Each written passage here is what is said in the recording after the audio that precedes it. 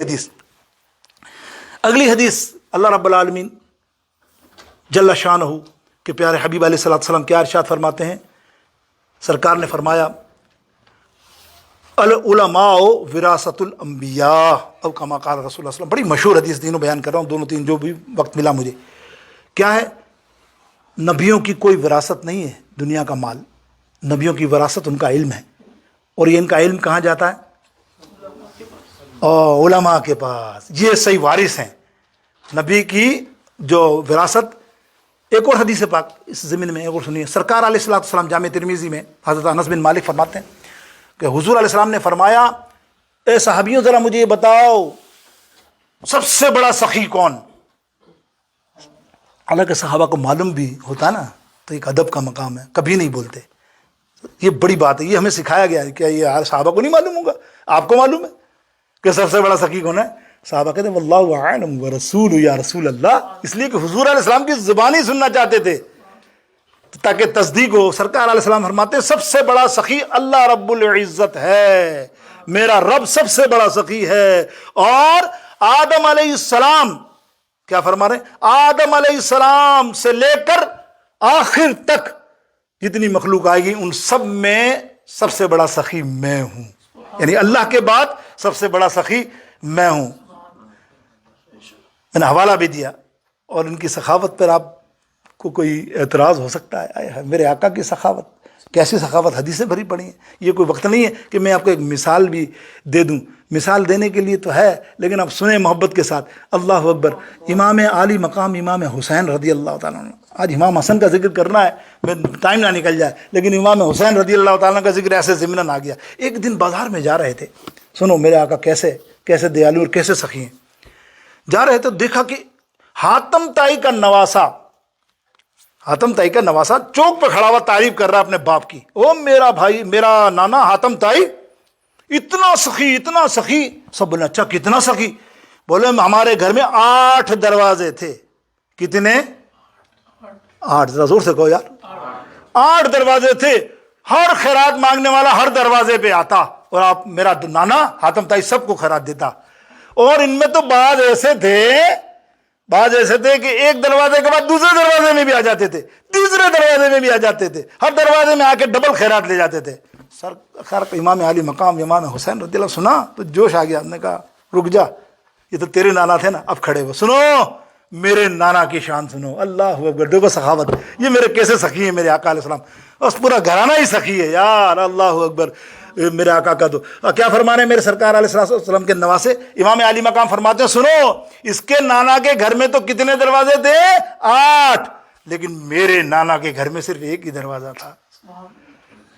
میرے نانا کے گھر میں ایک ہی دروازہ تھا. جو بھی سائل آتا تھا اتنا دے دیتے تھے اس کو کہ وہ اس کو دوسرے دروازے کی ضرورت ہی نہیں پڑتی تھی.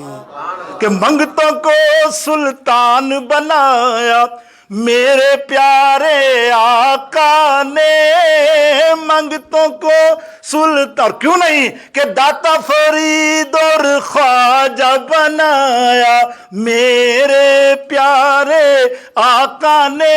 اس لیے امام اہل سنت نے قلم توڑ دیا. او بھائی لوگ تو ہاتھوں سے دیتے ہیں نا، کہ کون دیتا ہے دینے کو. یہ منہ کیا ہے؟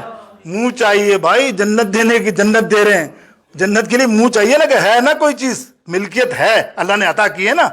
خزانہ تو اللہ کا ہے، تقسیم کرنے والے کون ہیں؟ میرے محبوب علیہ الصلوۃ والسلام. بخاری کی حدیث پاک ہے.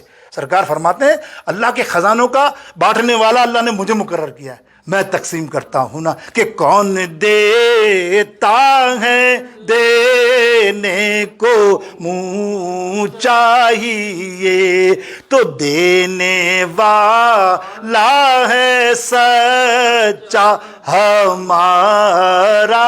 انشاءاللہ کسی دن، ابھی مجھے آ گیا نا، آپ نے ڈال دی ایک بات کرتے کرتے، تو ایک دن موضوع بنا کے سخاوت مصطفیٰ صلی اللہ علیہ وسلم پر گفتگو کریں گے نا، مزہ آ جائے گا. کیا بات ہے میرے سرکار کی. اب سنیے نا، اب آگے اسی حدیث کو اور سمجھنے کے لیے کہ وراثت کیوں ہے.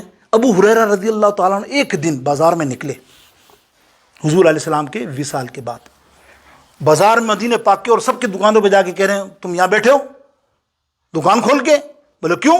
بولے جاؤ مسجد نبوی میں حضور علیہ السلام کا ترکہ بٹ رہا ہے، حضور کا مال بٹ رہا ہے وراثت کا، اور تم یہاں بیٹھو، ارے سب نے دکانیں بند کی، ارے بھائی بند کرو بند کرو، بھاگو بھاگو، سب دکان بند کر کے بھاگے مسجد نبوی میں، اور جا کے دیکھا تو وہاں صحابہ حضور علیہ السلام کی دین کی باتیں کر رہے ہیں، قرآن و حدیث کی باتیں کر رہے ہیں۔ یہ حیران رہ گئے کون سا ترکہ بٹ رہا ہے، اور ہم کو بلا لیا ابو ہریرہ نے، سنتے رہے سنتے باہر نکلے، پکڑ لیا، ابو ہریرہ تم نے ہماری دکانیں بند کرائی، تم تو کہتے رہے وہاں مال بٹ رہا ہے اور وہاں تو قرآن و حدیث کی باتیں ہو رہی ہیں۔ ابو ہریرہ فرماتے ہیں یہی تو وراثت ہے انبیاء کی، یہی تو میرے نبی کی وراثت ہے جو علماء کو دی گئی ہے، اور یہ علماء بانٹتے ہیں، ہے کہ نہیں میرے دوستو بزرگوں؟ علماء کی کیا شان ہے، یہ تو میں نے مختصر بیان کی کہ اللہ اکبر۔ مجدد الفسانی رحمۃ اللہ تعالیٰ علیہ نے حضرت عبداللہ بن مسعود کی روایت سے ایک روایت لائیں، ان کا قول کو لائیں کہ دنیا کے اندر دو قسم کے لوگ ہوتے ہیں، there are two type of the people. کون سے؟ ایک ہوتا ہے علم کا حریص، دین کے علم کا حریص۔ دین کے علم کا حریص کون ہوتا ہے؟ عالم۔ جو عالم ہوگا وہ دین کا علم حاصل کرنے کے لیے لالچی ہوگا، ڈھونڈتا ہے۔ اور ایک ہوتا ہے دنیا کا حریص۔ دونوں میں فرق کیا ہے؟ وہ دین کا حریص جو ہے، لالچی ہے، وہ فلاح پا جائے گا، اللہ تعالیٰ اس کو جنت عطا فرما دے گا، اور دنیا کا حریص نافرمان ہوتا ہے اللہ کا زیادہ تر۔ آپ کو پتا ہے جو اگر دنیا کی کسی کے اندر لالچ آ گئی تو اس کے اندر فرما برداری کیسے اللہ کی کر سکتا ہے؟ وہ نافرمانی ہوگا، اس کا ٹھکانہ جہنم میں ہوگا، اس کا ٹھکانہ جہنم میں ہوگا میرے دوستو بزرگوں۔ تو یہ وراثت کی میں نے بات کی، چلیں وقت نہیں ہے ورنہ میں ایک دو تین حدیثیں اور بیان کرتا۔ الحمدللہ بات یہ تھی کہ ہم بھی جو یہ کام کر رہے ہیں، فقیر کو بھی تھوڑا سا کریڈٹ دو، ہلکا سا۔ میں عالم تو نہیں، میں عالم کے ذروں کے برابر تو ہوں نا۔ کل اللہ رب العالمین وراثت الانبیاء میں نام لکھے گا کہ اللہ کے حبیب فرماتے ہیں نا، جس نے میرے دین کی باتیں لوگوں تک پہنچائی۔ ابھی تم ہی گواہ، اور کس کو پکڑوں گا میں بھائی؟ کل حشر میں تم سامنے آ جاؤ اور تم بولو نہیں مجھے تو گواہی نہیں دی، تو آج گواہی دلا رہا ہوں۔ ایسے اللہ کی بارگاہ میں مرنا تو ہے بھائی، کل پرسوں مر جائیں پتہ نہیں چلے گا، موت بہت قریب ہے، اس میں شک نہیں، مرنا ہے، بہت قریب ہے موت۔ مجھ سے ڈرنا تھوڑی ہے، خوف تھوڑی ہے، لیکن اپنی پکی ڈائری بنا کے جائے نا، یا اللہ کچھ ہم بھی باتیں دین کی کرتے ہیں، یہ سیکھتے ہیں، سمجھتے ہیں، تو ہمارا بھی کئی کونے کے اندر ذرے برابر بھی وراثت ہے نبی کے علم میں، ہمارا بھی حصہ ہو جائے نا، کیونکہ سینے میں اور تو کچھ نہیں ہے یہاں۔ الحمدللہ اس سینے کے اندر، اس دکان کے اوپر میری فقیر، میں آپ زندگی میں بتا رہا ہوں، عشق نبی کے علاوہ میرے پاس کوئی سودا ہی نہیں ہے، سچی بات ہے۔ کبھی آپ نے زندگی میں نے کوئی اور بات کی نہیں ہوگی، نبی کی محبت کے علاوہ اپنے پاس کوئی ہے ہی نہیں۔ کچھ بولو تم یہ سناؤ وہ سناؤ، نہیں بھائی، نبی کی محبت ہے۔ اس لیے قبلہ ہمارے بھائی صاحب بڑے اچھے نعت خواں تھے اور عالم دین بھی تھے، انہوں نے بڑے دن کا کام کیا، اللہ تعالیٰ نے جنت الفردوس میں جگہ عطا فرمائے۔ انہوں نے ایک نعت مدینہ شریف میں لکھی تھی، میں بھی تھا ان کے ساتھ، تو ایک تضمیم میں لکھی تھی، تو آپ فرماتے ہیں کہ سینے میں بھرا ہے تیرے علم کا خزانہ، عالم میں لٹاتا ہوں کمائی تیرے در کی، عالم میں لٹاتا ہوں کمائی تیرے۔ ایک شعر میں مقطع ضمن ایک سیکنڈ، 15 سیکنڈ یا 15 منٹ لوں گا، اور 15 سیکنڈ لوں گا آپ سے یا 1 منٹ، کہ یہ مقطع جو انہوں نے لکھا نا، مقطع سننا، مقطع کیا غضب کا تھا کہ ان کے ایک شوق تھا، میرے ساتھ مدینہ پاک میں تھے، تو یہ خادم ہوتے ہیں نا مدینہ پاک کے، یہ شوق کی بات ہے اور یہ عشق کی بات ہے، اس میں کوئی بھائی مجھے فتویٰ نہ دے، نہ کوئی تم فتویٰ لینا، اپنا فتویٰ اپنے پاس، میرا فتویٰ میرے پاس، الحمدللہ میرا تو عشق ہے، عشق ہے، اور ان پر ان کی بات پہ میں بھی عمل کرتا ہوں۔ وہ کیا کرتے تھے، مدینہ پاک جب بھی جاتے تھے ہم دیکھتے تھے تو وہ چینج لے لیتے تھے، اور جب بھی جائیں حرم میں جیسے ہی داخل ہوں مدینہ نبوی میں یا آگے،